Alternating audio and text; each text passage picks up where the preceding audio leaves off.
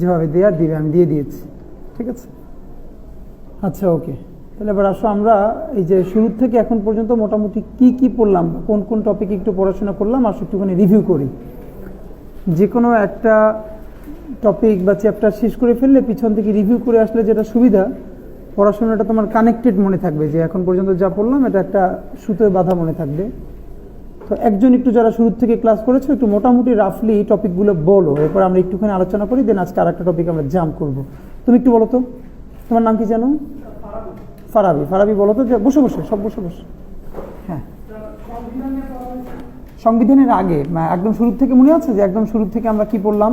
আমি মনে করি যে একদম প্রথমে আমরা বাংলাদেশের জিও পলিটিক্যাল লোকেশন বা জিওগ্রাফিক্যাল লোকেশন, সেটা বুঝতে গিয়ে আমরা বাংলাদেশের অ্যাডভান্টেজ ডিসঅ্যাডভান্টেজগুলো কী কী, চ্যালেঞ্জেসগুলো কী কী তার জিও পলিটিক্যাল লোকেশনে, স্পেশালি ইন্ডিয়ার সাথে তার কানেক্টিভিটি, এগুলো আমরা বুঝবার চেষ্টা করেছি। ম্যাপ এঁকে এঁকে আমরা পড়েছি, এখানে খুব গুরুত্ব দিয়ে আমরা পড়েছি সেভেন সিস্টার্স, এবং বিশেষ করে বাংলাদেশের সাথে ভারতের লাগোয়া যে সীমান্তগুলো মানে রাজ্যগুলো আছে এগুলো পড়েছি। এইটা পড়তে গিয়ে আমরা একটা কয়েকটা গুরুত্বপূর্ণ জিনিস বের করেছি, যে ট্রানজিট অ্যান্ড করিডোর।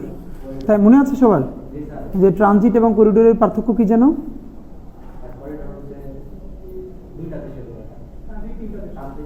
মানে প্রথম এক দেশ দ্বিতীয় দেশ ব্যবহার করে যখন তৃতীয় দেশে পৌঁছবে সেটা হলো, যেমন বাংলাদেশ ভারতের ভূমি ব্যবহার করে যদি নেপাল যায় দ্যাট ইজ ট্রানজিট, কিন্তু পশ্চিমবঙ্গ থেকে ভারত বাংলাদেশের ভিতরে ঢুকে যদি ত্রিপুরায় যায় তাহলে ইন্ডিয়া বাংলাদেশ হয়ে আবার ইন্ডিয়ায় প্রবেশ করলো, দ্যাট ইজ কল্ড করিডোর। সুতরাং বাংলাদেশের সাথে ইন্ডিয়ার যেটাই দেবে এটা কোনোটাই ট্রানজিট না, এটা হলো করিডোর। বরং বাংলাদেশের সাথে নেপালের, ভুটানের, হ্যাঁ এইটা যদি হতে চায়, অথবা ধরো ভারত বাংলাদেশের মধ্য থেকে মিয়ানমার পর্যন্ত পৌঁছতে চায়, এইটি হতে পারে ট্রানজিট, ঠিক আছে। সেই ক্ষেত্রে আমরা বলেছি যে পাশে বৃহত্তর শক্তিশালী দেশকে কোনো ছোট দেশে কোনো দিন করিডোর দেয় নাই, তবে ট্রানজিট দেওয়ার প্র্যাকটিস আছে, এবং ট্রানজিট থেকে একটা রাষ্ট্রের অনেক টাকা কামাই হয়, এটা সত্য কথা, এবং এটার প্র্যাকটিসটা আছে। তারপরে আমরা কি পড়েছি জিওগ্রাফিক্যাল লোকেশনের পরে? হ্যাঁ, ডক্ট্রিন অফ নেসেসিটি, এটা একটা টার্ম বলেছিলাম। কি জানো ডক্ট্রিন অফ নেসেসিটি? ডক্ট্রিন কথাটার মানে কি জানো? আজকে আমরা সব ভেঙে ভেঙে একটুখানি রিভিউ করে আসবো, কারণ এর মধ্যে তোমরা কেউ ক্লাস মিস করে গেছো, যাতে তারাও একটু কানেক্ট করতে পারো। আর পুরো পড়াশোনাটা মাঝে মধ্যে তুমি কানেক্ট না করলে, ডক্ট্রিন মানে মতবাদ, ডক্ট্রিন মানে মতবাদ, আর নেসেসিটি মানে কি? প্রয়োজনীয়তা। এর মানে ধরো তোমার একটা নিয়ম আছে, আইন আছে, কিন্তু তুমি এমন একটা ক্রাইসিসে পড়ে গেছো যেই ক্রাইসিসে তোমার যে বিদ্যমান আইন, এইখান থেকে ক্রাইসিস থেকে উঠে আসতে তোমাকে কি করতেছে না, এই আইন, বিদ্যমান আইনি কাঠামো তোমাকে সাপোর্ট করতেছে না, বা কোনো জানালা খোলা নাই, তখন ওই প্রয়োজনের তাগিদে, প্রয়োজন মোকাবেলায় তুমি যে আইন করো বা যে স্টেপটা নাও, এইটাকে সাধারণত পলিটিক্যাল সায়েন্সে বলা হয় ডক্ট্রিন অফ নেসেসিটি। হ্যাঁ, যে কারণ প্রয়োজনের তাগিদে করতে হয়েছে। তো এইটা আমরা বলেছিলাম যে এরকম মাঝে মধ্যেই কোনো রাষ্ট্রের জন্য যখন ক্রাইসিস তৈরি হয়, তবে ডক্ট্রিন অফ নেসেসিটির সাধারণত এটা একটা পলিটিক্যাল কনসেনসাস বা রাজনৈতিক সমঝোতার মাধ্যমে হতে হয়। ওকে, তারপরে বুঝি নেই। অ্যাট ল, ও আচ্ছা আচ্ছা, সরি। আচ্ছা, আমরা সংসদের মধ্যে বলেছিলাম যে সংসদে আইন পাশের জন্য যখন খসড়া উত্থাপন করা হয়, দ্যাট ইজ কল্ড বিল। এটাকে বলে বেসরকারি বিল, অথবা শুধু বিল বললেও হয়, যে বিল উত্থাপিত হয়েছে। আর এই বিলটা যখন পাস হয়ে রাষ্ট্রপতির স্বাক্ষর হয়ে যায়, তখন ইট বিকামস অ্যান অ্যাক্ট, এটা কি হয়ে যায়? আইন হয়ে যায়। হ্যাঁ, তো এইটাই। আর ল বলতে আসলে আমরা যে আইনের যে সামগ্রিক ব্যাপারটাকে একসাথে ল বলা হয়, কিন্তু স্পেশালি কোনো একটা বিধানকে, এটাকে যেমন তোমরা লেখা দেখবে না কোথাও যে ল অফ 1956, লেখা আছে অ্যাক্ট অফ 1956, বুঝতে পেরেছো কিনা? এর মানে এটা একটা পার্লামেন্টারি টার্ম, যে তুমি যখন এটাকে প্রস্তাব আকারে থাকে, যতক্ষণ না পর্যন্ত পাস হয় ততক্ষণ এটার নাম হয় বিল, আর এটা যখন পাস হয়ে যায় তখন এটা হয়ে যায় অ্যাক্ট। আর এই পুরো আইনি কাঠামোটা, এটা হলো ল। এই ল থেকে আরেকটা মনে রাখবো যে লেজিসলেশন বা লেজিসলেচার মানে কি জানো? আইন পরিষদ। হ্যাঁ, লেজিসলেচার, এই সংসদের আমরা তো পার্লামেন্ট বলি, কিন্তু এইটার আর একটা আইনি কাঠামো আছে। পলিটিক্যাল সায়েন্সে এটাকে ধর বাংলাদেশের আইনের সংসদকে আমরা বলি সংসদ, কোথাও আর অনেকগুলো নাম আছে বিভিন্ন জায়গায়, কংগ্রেস, এরকম অনেক জায়গা। কিন্তু এটাকে মূলত একদম পলিটিক্যাল টার্মে আইনি ভাষায় বলা হয় লেজিসলেচার। লেজিসলেচার, হ্যাঁ। তারপরে এক্স্যাক্টলি লিঙ্গুয়া ফ্রাঙ্কা। আলাপ করতে ভালো হচ্ছে, ছোট ছোট নোটগুলো ঘুরে ফিরে আসলে রিভিউ হয়ে যায়। আজকে আমরা একটা রিভিশন দিয়ে পরে সামনের দিকে যাব। লিঙ্গুয়া ফ্রাঙ্কা কি যেন বলেছিলাম? লিঙ্গুয়া ফ্রাঙ্কার প্রথম কথা হলো কমন ল্যাঙ্গুয়েজ। কমন এর মানে যেটা তোমারও মাতৃভাষা না, আমারও মাতৃভাষা না, কিন্তু এমন একটা ল্যাঙ্গুয়েজ যেটার মাধ্যমে আমরা মূলত কমিউনিকেট করি। যেমন ধরো তুমি সৌদি এম্বাসিতে ডকুমেন্টস জমা দিবা, তার মাতৃভাষা আরবি, তোমার মাতৃভাষা বাংলা, কিন্তু তুমি ফাইল জমা দিতেছো ইংলিশে। এর মানে এই যে দুনিয়া জোড়া এই যে কমন ল্যাঙ্গুয়েজ, এইটাকে বলে লিঙ্গুয়া ফ্রাঙ্কা। এটা মূলত একটা ফরাসি টার্ম, হ্যাঁ, ওকে। তো এই লিঙ্গুয়া ফ্রাঙ্কার গল্প এসেছিল ওই যে 1947-48 পরে, মানে ওই জিন্না যখন এসে বললেন যে Urdu shall be the state language. এই যে স্টেট ল্যাঙ্গুয়েজ বলেছে, তারপরে তখন আমরা বলেছিলাম আসলে সে কি মাতৃভাষা বলেছিল কিনা নাকি রাষ্ট্রভাষা বলেছে। তো রাষ্ট্রভাষা আর মাতৃভাষা তো এক না। এরপরে আমরা বলেছিলাম যে পাকিস্তান তো কয়েকটা প্রদেশ ছিল, তো গোটা পাকিস্তানের লিঙ্গুয়া ফ্রাঙ্কা হবে উর্দু, এইটা নিয়ে এসে বলেছিল। কিন্তু পাকিস্তানের যে আরও ভিন্ন ভিন্ন প্রদেশ আছে, প্রভিন্স আছে, পূর্ব পাকিস্তান একটা, ওদিকে সিন্ধু, এইগুলো মিলে 4-5টা যে ছিল, তাদের প্রত্যেকটা নিজস্ব আবার পার্লামেন্ট আছে কিনা জানো কিনা? যখন এরকম ধরো ইন্ডিয়া থেকে বুঝাই, ইন্ডিয়ার একটা কেন্দ্রীয় পার্লামেন্ট আছে, মানে যখনই এই সিস্টেমে তোমার রাজ্য মানে ব্যবস্থা হয়, এটাকে বলে ফেডারেল সিস্টেম, মনে রাখবা। আমাদের হলো এক কেন্দ্রিক সরকার ব্যবস্থা, আর ফেডারেল সিস্টেম মানে হলো আমেরিকান প্যাটার্ন, যেটা ভারতে আছে। মানে হলো তুমি একটা কেন্দ্রীয় সরকার, প্যারালালি কি থাকবে? রাজ্য সরকার। এখন ধরো ভারতের যে প্রত্যেকটা রাজ্য সরকার আছে, সেই প্রত্যেকটা রাজ্য সরকারের মধ্যে একটা অ্যাসেম্বলি বা পার্লামেন্ট আছে কিনা? আছে কিন্তু। যেমন ধরো এই যে পশ্চিমবঙ্গের মধ্যে একটা কি আছে? ওই পশ্চিমবঙ্গের রাজ্য সরকারের মধ্যে কিন্তু একটা পার্লামেন্ট আছে, আবার কেন্দ্রেও তাদের কি আছে? প্রতিনিধিত্ব আছে। তো এই প্যাটার্নটা তো পাকিস্তান তো তখন এই ফেডারেল সিস্টেম ছিল, তখন সেটা বলেছিল যে এই স্টেট টু স্টেট, কেন্দ্রের সাথে স্টেটের যোগাযোগের ভাষা হবে উর্দু, কিন্তু এই প্রত্যেকটা প্রদেশের নিজস্ব ভাষা কি হবে সেইটা ঠিক করবে ওইখানকার স্থানীয় পার্লামেন্ট। এখন তুমি এইটা বাংলার চিন্তা না করে তুমি যদি গোটা পাকিস্তানের কথা চিন্তা করো, এখন ধরো তুমি একটা মেইল পাঠাইলা, চিঠি পাঠাইলা ইসলামাবাদে বাংলায়, আর সিন্ধিরা পাঠাইলো সিন্ধি ভাষায়, রাইট? এরকম 3-4, তাহলে তো আবার প্রত্যেকটা ল্যাঙ্গুয়েজের জন্য আবার হেড অফিসে ইন্টারপ্রেটার লাগবে, এটা তো সম্ভব না। এই জন্য বলেছে স্টেট টু স্টেট। এই লিঙ্গুয়া ফ্রাঙ্কাটা হবে কি? ইংলিশ, উর্দু। আর নিজেদের পার্লামেন্টারি ভাষা কি হবে, স্কুল কলেজের কি, সেটা ঠিক করবে। যেমন এইখানকার স্বাভাবিকভাবে পার্লামেন্টারি ভাষা কি হবে? বাংলা। আবার যদি সিন্ধিতে হয় তাহলে তারা করবে কি? সিন্ধ, এরকম করে। তোমরাই ফাঁকে একটা বইয়ের নাম বলে রাখি, তোমরা যদি এই গল্প খুব ভালো করে পড়তে চাও, ওই সময় ডকুমেন্টেড কথা তো আন্দাজে বললে হবে না। একটা বইয়ের নাম আছে আমরি বাংলা ভাষা, ফাহমিদুর রহমানের লেখা। আমরি বাংলা ভাষা, আমাদের বাংলা ভাষা কেন্দ্রিক যে রাজনীতিটা করা হয়েছে, এই রাজনীতির ফাহমিদুর রহমান, উনি মূলত একজন মনোবিজ্ঞানী, কিন্তু উনি খুবই, হ্যাঁ, আমরি বাংলা ভাষা।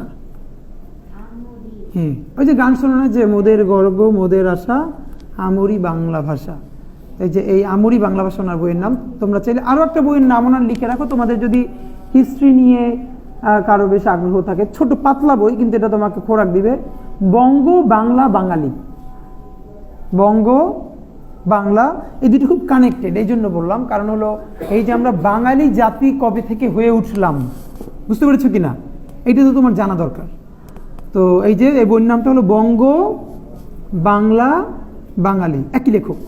এটা পাতলা বই, তোমরা আগ্রহ থাকলে কিনে পড়তে পারো। আর ইংলিশ, এইটা আমি ত্রিপুলির ক্লাসে বলতাম না, কিন্তু ইংলিশে যেহেতু তোমরা তো বৃহত্তর অর্থে লিটারেচারই পড়বা, এবং সেই হিসেবে এগুলো তোমার জন্য কাজে লাগতে পারে।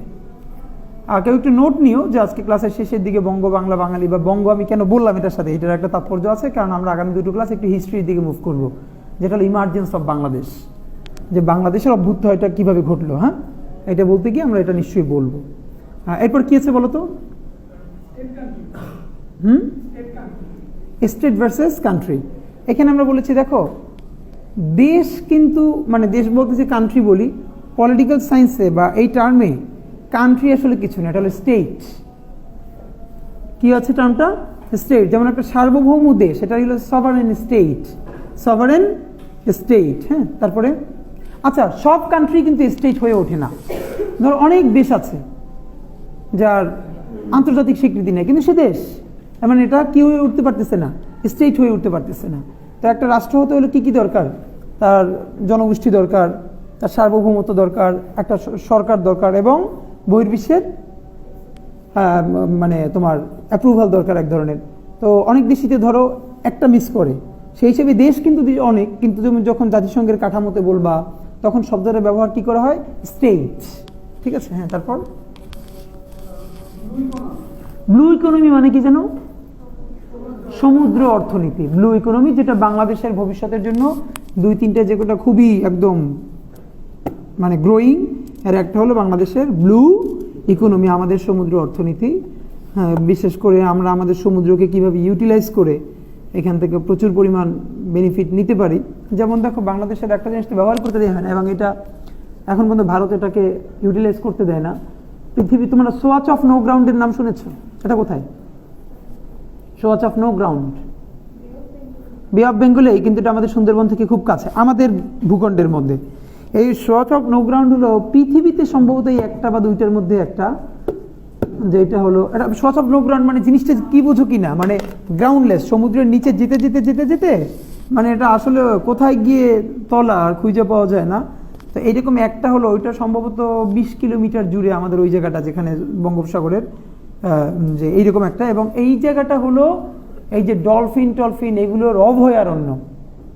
হ্যাঁ, তোমার এগুলোর একদম আর কি সবচেয়ে বড় অভয়ারণ্য হলো এই সোয়াচ অফ নো গ্রাউন্ড। প্রচুর রিসোর্সেস, এটাকে যদি তুমি এখন তুমি এইটা যদি ইউজ করতে চাও, মানে এইটার যে জিনিস আছে এইটাকে তুমি যদি ধরো কাজে লাগাইতে চাও, তাহলে তোমার কি লাগবে? আগে ওই সোয়াচ অফ নো গ্রাউন্ডে যাওয়ার মতো তোমার ক্যাপাসিটি থাকতে হবে বারবার। ধরো আমাদের যদি টেকনোলজি খুব সাউন্ড থাকতো, তাহলে এই সোয়াচ অফ নো গ্রাউন্ডকে ট্যুরিজমে ইন্টিগ্রেট করে শত শত কোটি টাকা কামাই করা যেত। যত তো এই যে মালদ্বীপ, তোমার তার তো মূল রেভিনিউ কিসের? ট্যুরিজম, আর কিচ্ছু না। একটা ট্যুরিজম দিয়ে তুমি বাংলাদেশের, এবং তোমরা যারা টুকটাকে যে ধরো নেপাল ভুটানও গেছো, দেখবা এখানে গিয়ে এমন কি স্পেশাল আছে নেপালের ধরো মাউন্ট এভারেস্ট ছাড়া, যে বাংলাদেশে কোনো না কোথাও এটা নাই। কিন্তু যেটা ওই ছোট একটা জিনিসটাই তারা এমনভাবে গুছিয়ে টুছিয়ে রাখে যে এটা, আর বাংলাদেশ হইলো তোমার কক্সবাজার পর্যন্ত গেলেও শুনবা যে মাসে একটা দুইটা যে রেপ কেস আছে, এবং যে কোনো জায়গায় ধরো বিদেশি বাংলাদেশি মানুষ পাইলেই মুরগি বানাই দেয়, জিনিসপত্র বিক্রি করে এরকম করে সেরকম কইরা। তো আর বিদেশি পাইলে তো কথাই নেই, বুঝতে পেরেছো কিনা? মালদ্বীপের নিয়ম হইল যদি কোনো ট্যুরিস্ট কোনো লোকাল পিপল সম্বন্ধে জাস্ট অভিযোগ জানায়, অভিযোগ সত্য না মিথ্যা তার আগে তার অ্যারেস্ট করা হবে। এটা হলো প্রথম কথা, কোনো কথাই নেই, আগে অ্যারেস্ট করা হবে। মানে তার ট্যুরিজম হলো যেহেতু তাদের প্রধান জায়গা, এর মানে তারা ভীষণ সেফ। তো বাংলাদেশের ট্যুরিজম নিয়ে তো ধরো কোনো কাজ বাংলাদেশের যা ছিল, এটাকে যদি ট্যুরিজমটা মোটামুটি করা যেত, ব্র্যান্ডিং করা যেত, এটা তো বিরাট একটা রেভিনিউ জেনারেট করতে পারতো। এইটা এই জন্য বললাম যে সোয়াচ অফ নো গ্রাউন্ড আমাদের এমন একটা জায়গা যে এখান থেকে আমরা যদি ওভাবে করতে পারতাম, তাহলে ওইখানে মানুষকে নিয়ে যাওয়া, ওগুলো দেখাই আনা, তাহলে আমাদের অনেক টাকা ওখান থেকে আর্ন হতো। তারপরে এইগুলো, এরপরে আমরা এই আলাপ টালাপ করে আমরা সংবিধানে ঢুকে গেছি, রাইট? সংবিধানে ঢুকেছি তিনটে কারণে। একটা দেশকে তুমি তিনভাবে চিনবা। প্রথমত, দেশটায় ঢোকার আগে তার বাহিরের থেকে, যেটা আমরা ম্যাপ থেকে বাহির থেকে দেখলাম যে এর ফাঁকে আমরা আরেকদিন আলাপ করেছি বাংলাদেশ ইন ইন্টারন্যাশনাল অ্যাফেয়ার্স, যে ইন্টারন্যাশনাল অ্যাফেয়ার্সে বা আন্তর্জাতিক ঘটনা প্রবাহের মধ্যে বাংলাদেশের অবস্থানটা কেমন। সেখানে আমরা বাংলাদেশের সাথে চায়নার সম্পর্ক, বাংলাদেশের সাথে ভারতের, পাকিস্তান অথবা সাউথ এশিয়ার অন্য কান্ট্রির সাথে এইটার একটা আমরা আলাপ করবার চেষ্টা করেছিলাম। এটা হয়তো আরও একদিন আমরা আলাপ করব। তো প্রথম হলো তুমি যে কোনো দেশকে যদি বুঝতে চাও, আগে বাহির থেকে তার জিওপলিটিক্যাল লোকেশনটা দেখা, এটা খুব ইম্পর্টেন্ট। আমি তাকে দেখলাম এরপর ভিতরে ঢুকেই এই রাষ্ট্রটা কিভাবে চলে, এইটা দুইটা জিনিসের দিকে তাকাইতে হয়। এক নম্বর হলো তার আইন, মৌলিক আইনগুলো কি। এর মানে যে কোনো রাষ্ট্রের মৌলিক আইন হলো তার সংবিধান। প্র্যাকটিসে আছে কি না এটার আগে হলো আছে কি আইনে। এর মানে হলো সংবিধান হলো তার কি সব থেকে আইনের বড় উৎস একটা। আর একটা হলো তার ইকোনমিক্স, তার ফাইন্যান্স, মানে তার পুরো বাজেট সিস্টেমটা কি, তার টোটাল রেভিনিউ থেকে আসে। ধরো এই যে বাংলাদেশের বাজেটে যে তিনটে চারটা খাত থেকে সব থেকে বেশি আসে বাংলাদেশের জিডিপি, কোন কোন খাত বলো তো কয়েকটা? বাংলাদেশে আমাদের আর্নিং হয় মূলত কোন কোন সেক্টর থেকে বেশি? সেবা, কৃষি আর শিল্প। এখন ধরো গার্মেন্টস কোন খাতের মধ্যে? শিল্প। সেবা খাতের মধ্যে কি কি? চিকিৎসা, পরিবহন, তারপর শিক্ষা, তারপর আসলটাই বলো না যেটা সেবা খাতের সব থেকে বড় ইনকাম। সেবা খাতের মধ্যে সব থেকে যেটা বড়, যেখান থেকে রেভিনিউ বড় হয়, হ্যাঁ না না, ওষুধ ইন্ডাস্ট্রি। শোনো, এটা অনেকে কনফিউজ করে ফেলে। ওষুধ তুমি যখন কিনো তোমার জন্য হইলো এটা সেবা, যে বিক্রি করে তার জন্য কি? তার জন্য তো বিজনেস, মানে ওটা ইন্ডাস্ট্রি। বুঝতে পেরেছো কিনা? আরে সেবা খাতের সব থেকে বড় জায়গাটা বলতে পারো নাই, টেলিকমিউনিকেশন। এইখান থেকেই সব থেকে বেশি আর্ন সেবা খাতের। এই যে হাজার হাজার কোটি টাকা তোমার এই যে ফোনে কথা বলো আর যে ভ্যাট ট্যাক্স কাটে কয়েক জায়গায়, এইটাকে যায় করি, এইটা তো এই সেবা খাত থেকে। তো হলো সেবা খাত, তারপরে ইন্ডাস্ট্রি। ইন্ডাস্ট্রির মধ্যে হলো কোনটা কোনটা? অবশ্যই এক নম্বরে রেডিমেড গার্মেন্টস, যেটা ডিক্লাইনিং, বাংলাদেশের জন্য অশনি সংকেত, এবং ইন্ডিয়ার এখানে একটা বিরাট আছে, মানে ভূমিকা আছে এটা ডিক্লাইনিং করার ক্ষেত্রে। এরপরে আর আস্তে আস্তে সব থেকে কন্ট্রিবিউশন কমে যাচ্ছে কোনটার? তিনটে খাতের মধ্যে সেবা, শিল্প, কৃষি। কমে যাচ্ছে কোনটার? কৃষি। আর এক সময় ছিল কৃষি সব থেকে কী করতো? বেশি রেভিনিউ জেনারেট করতো। যদিও যাদের জিডিপি ভালো তাদের কারোরই প্রধান রেভিনিউ কৃষি থেকে আসে না। এর মানে আবার এই না এখন বাংলাদেশের কৃষি থেকে ধরো তুমি স্বাভাবিকভাবেই ধরে নাও কৃষি তো প্রতিদিন ডিক্লাইনিং। ধরো কৃষি থেকে কমে গেলে এটা তোমার ইস্যু না, কিন্তু তুমি খাবা কি? এখন তুমি তোমার কৃষি কমাই ফেলার পরে তারপর খাওয়া তো তোমার লাগবে, নিজে উৎপাদন করার বাইরে থেকে আনো। এর মানে কি তুমি তারপরে কি করবা? ইম্পোর্ট করবা। তো ইম্পোর্ট করার মানে কি বোঝো? ইম্পোর্ট করা মানে হলো তোমার রিজার্ভ থেকে সব টাকা বাইরে দেওয়া, ফাঁকা করে ফেলা। একটা দেশ কয়েকটা ইন্ডিকেটর দেখে এইটার মান কেমন এটা দেখে ইন্টারন্যাশনালি। নাম্বার ওয়ান হলো প্রথমে তাকায় তার বৈদেশিক কত, মানে যেটা আমরা ফরেন কারেন্সি বলি না, রিজার্ভ, কেন্দ্রীয় ব্যাংকে রিজার্ভ কেমন তার। কারণ তোমার ব্যাংকে তোমার রিজার্ভ কত এইটার উপরে ডিপেন্ড করে তুমি কার কাছ থেকে কত লোন পাবা, কার সাথে কত নেগোশিয়েট করতে পারবা। যেমন হাসিনা তো এইটারে তোমার রিজার্ভ কমাইতে কমাইতে একদম 10 ইসের কাছে নিয়ে আসছিল। এই সরকারের ইতিমধ্যে একটা সাফল্য যে এইটার ইতিমধ্যে অনেকখানি সামনে নিয়ে গেছে। নাম্বার 2, তার ঋণ কত, বৈদেশিক ঋণ। তো এই যে ডেভেলপমেন্ট করছে দুনিয়ার সব ঋণ কইরে তোলাই, মানে এলাকায় এক ধরনের লোক আছে দেখবা কেমনি ফুটানি করে 10 দোকানে টাকা পায় কিন্তু মুরগি ছেড়া ভাত খায় না। দেশি চাল, মানে গপ্পর শেষ নাই, খাবে 3 বেলা ওস্তাদি খাওয়া, কিন্তু এমন কোনো দোকান এলাকায় নাই তার কাছে টাকা পায় না। এইটা একটা ফুটানি। আর এক মানুষ হয়েছে খায় ডাল ভাত যা খাইতে থাকে তার কাছে 1 পয়সাও কেউ পায় না। এটা একটা গল্প, তোমরা ওই যে এই গল্পটা এসেছিল কোন বইটাও যেন ভুলে গেছি, যে ওই মানে তোমাদের জেনারেশন একজন ইন্টারভিউ করতেছে, আচ্ছা বলো তো এই মানে দুজনের ফাইন্যান্সের মধ্যে তোমার দাদা কেমন ছিল, মানে তোমার দাদা ধনী না তুমি কিরকম? তো বললো যে আমার তো একটা ভালো ফ্ল্যাট আছে একটা আরবান এরিয়ায়, এবং আমরা এরকম বলে। তোমার দাদা বলে সে তো একটু গ্রাম থেকে ওঠা মানুষ, তার অত সচ্ছলতা ছিল না। তারপরে গল্প যে আচ্ছা সে তার ফ্যামিলিতে কয়জন খেতে, বলে সে প্রতিবেলায় আমার দাদার পরিবারে আমরা 20 জন খেতাম, মানে তখন আমার সবাই। তোমার দাদার ঋণ ছিল কত? না তার ঋণ টিন ছিল না। এরকম অনেক গল্প। এরপরে তোমার এই কি, আমার একটা আরবান ফ্ল্যাট আছে, গাড়ি আছে, তো তোমার এগুলো কি লোন নিয়ে কেনা? হ্যাঁ লোন তো অবশ্যই আছে, বাড়িতে লোন আছে। তোমরা খাও কয়জন? আমার ফ্যামিলিতে আমরা 4-5 জন। এবার বলছে তুই ধনী বেটা না, ধনী তুই, 20 জন খাইছে, এরপরে 1 টাকাও লোন নাই। এরপরে সেই আর তারে বলতেছো সে তো একটু অসচ্ছল ছিল, আর তুমি বিরাট সচ্ছল হয়ে গেছো, তোমার গাড়ি ও লোনের, বাড়ি ও লোনের, খাওয়া মাত্র 4 জন। বুঝতে পারছো? এই হলো অবস্থা। তো যাই হোক, এইটা আমি কেন বললাম যে একটা দেশ এভাবে দেখে। একটা দেশকে তুমি যে তারা কিভাবে ট্রিট করবা, তার রিজার্ভ কত আছে, এই রিজার্ভের উপরে ডিপেন্ড করে তুমি IMF থেকে কত লোন পাবা, ওয়ার্ল্ড ব্যাংক থেকে কত লোন পাবা। কারণ কেউ তোমার তার চেয়ে বেশি লোন দিবে না, সে তুমি যদি লোন দিতে ফেল করো তাহলে রিজার্ভ থেকে যেন দিয়ে মিটাইতে পারো। ওই যে মানুষ বলে না তেলে মাথায় তেল দেয়া, এইটাই। তোমার আমি সেই টাকা লোন দিব, তুমি দিতে না পারলে তোমার বাসায় ফার্নিচার বেচে যেন নিয়ে আসতে পারি। তো তোমার বাসায় ফার্নিচার দিয়েছে সব নিয়ে 1500 টাকা, তোমার তো 10,000 টাকা লোন দেবো না, আশা আর ব্রাকের মতো, বুঝো নাই? যে কিস্তি আনার ব্যাপার, কিস্তি আনতে গেলে না পাইলে এরপরে গরু নিয়ে আয়, ছাগল নিয়ে আয়, আইনে বাইন্দে থই, যে এরপরে তোমরা নিয়ে যাবা, এই হলো অবস্থা। এখন তো এইটা বললাম ফরেন কারেন্সির ব্যাপার। তাহলে তোমার এখন যেটা বুঝবা সেটা হলো যে আয়ের 3টে খাত, আয়ের তো অনেকগুলো খাত, প্রধান খাত 3টা, ইন্ডাস্ট্রি, তারপর কি বললাম, ইন্ডাস্ট্রি, এগ্রিকালচার অ্যান্ড সার্ভিস আর কি, যেটা সেবা খাত ধরো। এখন এইটার মধ্যে স্বাভাবিকভাবে বাংলাদেশে গ্রোয়িং হলো সেবা খাত, ডিক্লাইনিং কোনটা, কৃষিখাত।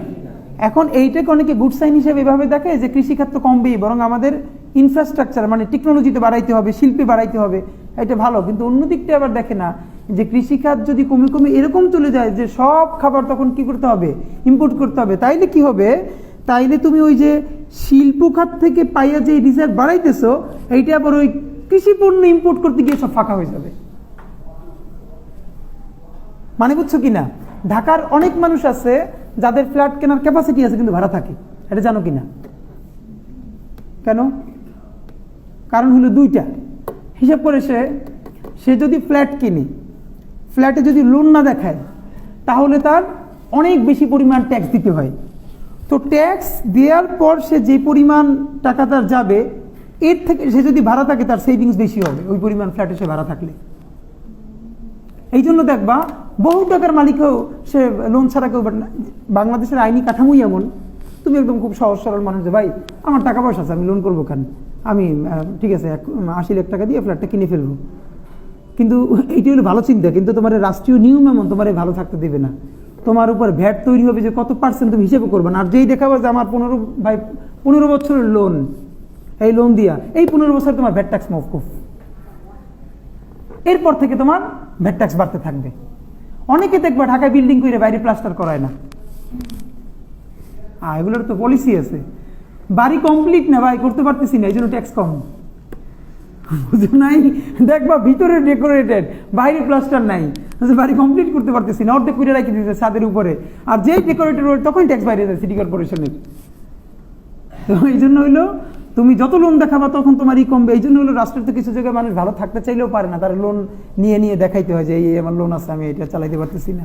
আচ্ছা যাই হোক, এরপর আমরা কোন খাতে ছিলাম বলতো? ওকে, তো সংবিধানে আমরা যে ব্যাপারটা বললাম, তুমি যে কোনো দেশের ভিতরকার ভ্যালুস কেমন দেখতে তোমার সংবিধান দেখতে হবে। আর বাংলাদেশের সংবিধানে যেটা হয়েছে এটা হলো এখানে অপ্রয়োজনীয় কিছু জিনিস আছে যেটা সংবিধানে না থাকলেও চলে। ধরো বাংলাদেশের কর্ম কমিশন, যেটা দিয়ে BCS এর নিয়োগগুলো হয়, কর্ম কমিশন কিভাবে গঠন হবে এইটা সংবিধানে আনার মতো গুরুত্বপূর্ণ বিষয় না, এটার জন্য ভিন্ন অ্যাক্ট করে দিলেই হয়। বুঝতে পেরেছো কিনা? এটা এখানে দরকার নাই, বরং সংবিধানে দরকার এই যে রাষ্ট্র পরিচালনার মূলনীতি, তারপরে হলো ফান্ডামেন্টাল রাইটস, এই যেগুলো বললাম এগুলো ইটস ওকে। মানে বাংলাদেশের সংবিধানে এখন যা আছে এর অর্ধেক করলেই হয়। অপ্রয়োজনীয় বলতে এই জিনিসগুলোকে কি ভিন্ন বিধিবদ্ধ আইন করলেই হয়। সেক্ষেত্রে আমরা সংবিধানকে 3টে ভাগে পড়েছি, আসো সংবিধানকে রিভিউ করি। বাংলাদেশের সংবিধানের ভাগ কয়টা? ভাগ 11টা ভাগ। বাংলাদেশের সংবিধানের মোটাল ভাগ কয়টা? 11টা। অনুচ্ছেদ কয়টা? 153টা। গুড। 11 ভাগের প্রথমটা কি? প্রজাতন্ত্র। এরপরে 2 নম্বরে রাষ্ট্র পরিচালনার মূলনীতি, 3 মৌলিক অধিকার, 4 নির্বাহী বিভাগ, 5 আইন বিভাগ, 6 বিচার বিভাগ, 7 নির্বাচন, 8 মহাহিসাব নিরীক্ষক ও নিয়ন্ত্রক, 8 কর্ম কমিশনে যেটা বললাম, 9 কি না 10 হলো সংবিধান সংশোধন। হ্যাঁ না, ওটা তো মৌলিক অধিকারের মধ্যে একটা পার্ট, কোনটা জন্য মিস করে আসছে অথবা 2বার বলছে, নির্বাচন তো বলছি, তাহলে একটা ডাবল বলা হয়েছে। আর 11 নম্বর হলো বিবিধ। এখন এই সংবিধানের মধ্যে তোমরা কি জানো কিনা এই 11টা ভাগ ছাড়াও এরপরে কিছু তফসিল আছে। তফসিল, এই তফসিলের মধ্যে এই আওয়ামী সরকার এসে ঢুকাইছে 7ই মার্চের ভাষণ, এরপরে আরো যা যা আছে আর কি, এগুলো তো সংবিধানে রাখার মতো কোনো ব্যাপার না। আচ্ছা একটা টার্ম দেখি পারো কিনা তোমরা, এইটা নিয়ে তো আলোচনা চলতেছে, দেখি লেখো তো যে হাসিয়া মানে কি। হাসিয়া সংবিধানের একটা গুরুত্বপূর্ণ টার্ম, দেখি পারো কিনা কেউ। আর ইয়ে নেই, মার্কারি নেই, হয় আকার, এরপরে লেখো তালব্য রস্য ইকার অন্তস্থি আকার। হাসিয়া সংবিধানের এটা একটা টার্ম, বলতে পারো হাসিয়া কি? কেউ বলতে পারলে একটা কফি খাওয়াবো, বলো।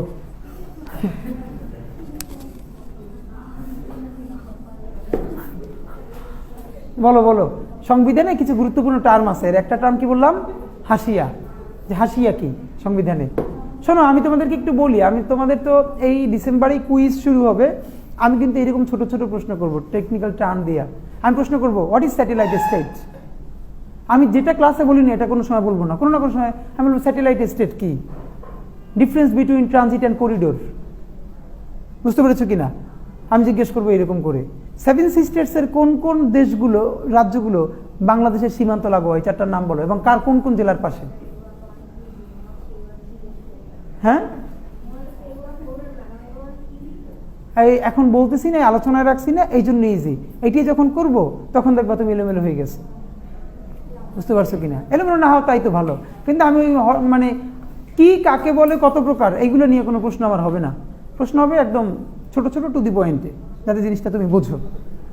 আমি হয়তো বলবো যে সংবিধানের 11টা ভাগের শুধু নাম লিখে দাও। আমি বলবো অ্যাটর্নি জেনারেল সংবিধানের কোন ভাগের মধ্যে পড়েছে? অ্যাটর্নি জেনারেল পদটা বলো। নির্বাহী বিভাগ, রাইট। আচ্ছা তাহলে এইমাত্র যেন কোনটা বলতে চেয়েছিলাম? হাসিয়া। হাসিয়া হইল সংবিধানে কিছু কিছু টার্ম লেখা আছে, এই টার্মটা কি বুঝায় এটার আবার একটা ব্যাখ্যা দেওয়া আছে। তোমরা টিকা বলো না, টিকা সংবিধানের মধ্যেও ধরো আমি তোমাকে বললাম যে টেকনোক্র্যাট মন্ত্রী, টেকনোক্র্যাট পড়াইছিলাম একদিন, রাইট? এটা কিন্তু এইগুলো জিজ্ঞেস করবো টেকনোক্র্যাট কোটা। তো এখন এইটা দিয়ে সে কি বুঝায় এইটা নিচে ছোট্ট করে লেখা আছে। কোরাম বললাম, কোরাম। কোরাম কোরাম মানে কি বলতো? জাতীয় সংসদে কোরাম হয় কতজনে? CORUM, quorum. যে কোনো মিটিংয়ে বলে যে মিটিং কোরাম পূরণ হয়েছে, বলতো কোরাম জিনিসটা কি? ধরো এবার তোমার বুঝাই, তোমরা এখানে 20 জন লোক আছো, তোমরা একটা কমিটি গঠন করছো, এখন এখানে একটা ডিসিশন মেক করবা। এখন ওইখানে তোমরা আগে করা থেকে মিনিমাম কতজন হইলে, উপস্থিত থাকলে ওইটার একটা ডিসিশন গ্রহণ করা যাবে। এখন ধরো 20 জনের মধ্যে আসছে 5 জন, এখন এই 5 জন মিলে মিটিংয়ে একটা ডিসিশন নিতে পারবে কিনা। তো তোমরা ঠিক করলা যে মিনিমাম 3 ভাগের 1 ভাগ অথবা কমপক্ষে অর্ধেক লোক যদি কোনো মিটিংয়ে উপস্থিত থাকে, তাহলে সেটা কি হবে? মিটিংয়ের ডিসিশন মেকিং করার ক্ষমতা থাকবে। তাহলে 20 জনের মধ্যে অর্ধেক হইল কয়জন? 10 জন। তাহলে যদি তোমাকে প্রশ্ন করাই তোমাদের কোরাম হয় কতজনে, উত্তর হলো 10 জন। এটা হলো কোরাম পূর্ণ হওয়া। কোরাম পূর্ণ হওয়া। তাহলে জাতীয় সংসদে কতজন এমপি উপস্থিত থাকলে কোরাম পূর্ণ হয় বলতো? মিনিমাম। যদি সেটা না হয় তাহলে সংসদ চালু করা যাবে না, সংসদ অধিবেশন রান করানো যাবে না। যেমন সব জায়গায় থাকে যে এতজন মেম্বার যদি না হয় তাহলে মিটিং শুরু করা যাবে না। এটা কি বলে? কোরাম। মানে কোরাম পূরণ না হইলে মিটিং করা যাবে না। জাতীয় সংসদে লেখো 60 জন, মিনিমাম 60 জন এমপি না থাকলে কোরাম পূর্ণ হয় না। এর মানে কোরাম পূর্ণ হয় 60 জনে। হ্যাঁ 60 জন, 60। তোমাদের সাথে একদিন আমার সকালে ক্লাস থাকলে ভালো হতো, তখন তোমাদের এনার্জি থাকতো, এখন সবাই টায়ার্ড হয়ে গেছে। ব্যাক টু ব্যাক ক্লাস করছো না 2-3টা, এমনিতেই টায়ার্ড লাগে। তোমরা এই যে বিকেলে ক্লাস করো, আমি জীবনে আমার সারা জীবনে বিকেলে ক্লাস করার আসলে এক্সপিরিয়েন্সই নেই, নিজের ভার্সিটি লাইফেও খুব কম হয়েছে। ক্লাস শুরু হবে 8টায়, ক্লাস শেষ হয়ে যাবে 2টার মধ্যে শেষ। তোমরা আসো 10টায়, তাও 10টার ক্লাস আসতে আসতে বাজে 11টা। এই কালচারটাই আমার ভালো লাগে না। 2টার মধ্যে পড়াশোনা শেষ, এরপর থেকে বলো আপনার টাইম, এই টাইমে বলো আপনার খেলবে, এই টাইমে ক্লাস কিসের? তোমরা তো খেলতে না, তোমরা তো প্রেম করতে, তাও ভালো ক্লাসে থাও। ওকে হ্যাঁ তোমাদের এই ধর মানে আমার এইটা, আমি যেই প্রতিষ্ঠানে ছোটবেলা থেকে পড়ছি, আমাদের ছিল আজীবন 8টা থেকে 1:30টা ক্লাস, কোনো ব্রেক ছিল না, একদম ইন্টার পর্যন্ত। শীত গ্রীষ্ম যা আছে সকাল 7:30 থেকে 8টা পর্যন্ত অ্যাসেম্বলি, 8টায় ক্লাস শুরু, 1:30টায় শেষ, ব্যাস একটা না। আমার খুব টায়ার্ড লাগতো ছোটবেলা দেখে। আমি অবশ্য হয়তো প্র্যাকটিসের মধ্যে দিয়ে যাই না, ওই যে আমাদের সাথে বন্ধুরা যারা 6, 7, 8 স্কুলে পড়তো, ওরা ওই যে 4টার পরে যখন স্কুল থেকে ফিরতো, ব্যাগ নিয়ে হাঁটতে পারে না, টায়ার্ড, এরকম করে আমার দেখেই খুব টায়ার্ড লাগতো। মানে ভাত খাই এটাই আবার ক্লাস, আবার এই কি, এইটা এসে ভার্সিটিতে হয়েছে আর কি, সেটাই শোনা। আচ্ছা ওকে, তাহলে কোরাম হয় কতজনে? 60 জনে। তাহলে এরপর কোনটা বলতেছিলাম সংবিধানের? হাসিয়া। হাসিয়া মানে হইল এই যে নিচে টিকে লেখে না, টিকা, এই টিকাটাকেই সংবিধানের ভাষায় বলা হয়, মানে কোনো শব্দের নিচে ছোট করে ব্যাখ্যা লিখে রাখো, টিকা বা ব্যাখ্যা। হাসিয়া মানে হলো কি? সংক্ষিপ্ত ব্যাখ্যা বা টিকা। মজার ব্যাপার হলো সংবিধানের এই হাসিয়া শব্দটাকে আরবি শব্দ। হ্যাঁ, তোমাদের যদি কোনো বন্ধু বান্ধব মাদ্রাসায় পড়ে, এটা দেখাইতে পারলে ভালো হতো।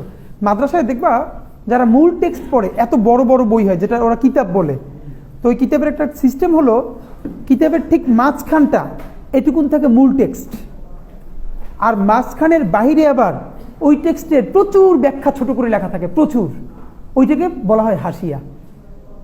হ্যাঁ, ওই যে মাঝখানে ধরো একটা A4 সাইজের চেয়েও ডাবল হয় মাদ্রাসার বড় কিতাবগুলা, দেখবা হাদিসের এই সাইজ হয় না, এর মধ্যে দেখবা এই মাঝখানে এটুকুন মূল টেক্সট, ওইটা বড় অক্ষরের, আর ওইটার পাশে প্রচুর ওইটার নোট থাকে, ওইটাকে বলা হলো মাদ্রাসা টার্ম কি বলে? হাসিয়া। ঠিক ওই টার্মটাই সংবিধানেও আছে, হাসিয়া, হাসিয়া, হাসিয়া। এই যে এখন দেখো, ধরো ক্লাস করবার যেটা উপকার, এই আলাপটা আসলো বিধায় বললাম, এটা কি কোনোদিনই তোমার কিন্তু বইয়ে আমি যে তোমার ম্যাটেরিয়াল দিছি তার মধ্যে কিন্তু এগুলো নাই, বুঝতে পেরেছো কিনা? ম্যাটেরিয়াল এই জন্য ক্লাসের উপকারিতা ক্লাসেই, এটা ম্যাটেরিয়ালে পাওয়া যাবে না। ঠিক আছে, তাহলে এরপরে আমরা 11টা ভাগ বললাম। 11টা ভাগের মধ্যে আমরা 4টা ভাগ একটু ডিটেল পড়েছি। আর তৃতীয় ভাগ হলো মৌলিক অধিকার, এটা সবাইকে লিখিয়ে দিয়েছি। আমি হয়তো যেটা বলবো যে মৌলিক অধিকারগুলো লেখো, সেখানে তোমরা আমরা কয়টা লিখছিলাম? 14-15টা, 14-15টা, এটা তুমি হয়তো লিখে ফেলতে হবে। হ্যাঁ, এবং এটা লিখতে হবে কিন্তু ইংলিশে। মৌলিক অধিকারগুলো কি কি, ইংলিশে কেমনি লাগবে সেটা কিন্তু তোমাদের আমি ম্যাটেরিয়ালে দিয়ে রাখছি, ওইখান থেকে পড়ে ফেলতে হবে। তারপরে মৌলিক অধিকার পরে চতুর্থ কি? নির্বাহী। নির্বাহী বিভাগের মধ্যে কয়টা ভাগ জানো? 5টা। রাষ্ট্রপতি, প্রধানমন্ত্রী, মন্ত্রিসভা, প্রধানমন্ত্রী ও মন্ত্রিসভা, তারপরে প্রতিরক্ষা, স্থানীয় সরকার, অ্যাটর্নি জেনারেল। এটার মধ্যে আমরা সবচেয়ে বেশি আলোচনা করেছি প্রধানমন্ত্রী, মন্ত্রিসভা, স্থানীয় সরকার এবং মোটামুটি অ্যাটর্নি জেনারেল সম্বন্ধে বলেছি। ক্লিয়ার? এরপরে আইন বিভাগ। আইন বিভাগ মানে হলো জাতীয় সংসদ, এটা নিয়ে আলাপ আমরা করেছি যে জাতীয় সংসদের সীমান্তগুলো কিভাবে, মানে 300 আসন কিভাবে ভাগ হয়। ধরো এখানে এটা আলাপ করেছি কিনা যে এই 300 আসনের পরে জাতীয় সংসদে আরো 50টা সংরক্ষিত আসন আছে কিনা মেয়েদের, নারীদের জন্য, এইটা ভাগ হয় কিরকম। এই যে সংরক্ষিত নারী এমপি যারা, এদের কনস্টিটিউয়েন্সি কোনটা, মানে ধরো আমি তোমার বললাম তোমার এলাকায় যিনি এমপি তার আসন হলো, ধরো বললাম নারায়ণগঞ্জ 1 বা নারায়ণগঞ্জ 2, রাইট? এখন যে কোনো এমপির নামে লেখা থাকবা যে সদস্য, জাতীয় সংসদ সদস্য ঝালকাঠি 2, এরকম। তো নারী সংসদ সদস্য নিচে কিন্তু এরকম লেখা থাকবে না, লেখা সংরক্ষিত আসন। এর কারণ হলো নারী সংসদ সদস্যদের কোনো স্থায়ী কনস্টিটিউয়েন্সি বা নির্বাচনী এলাকা থাকে না, কারণ সে তো নির্বাচনই করে না। এর মানে তার কোনো কি নাই, নির্বাচনী এলাকা নাই। তো তাহলে এই যে 50 জন নারী সংসদ সদস্য, এইটা কোন প্রসেসে নিয়োগ দেয় এটা একটু বলো তো,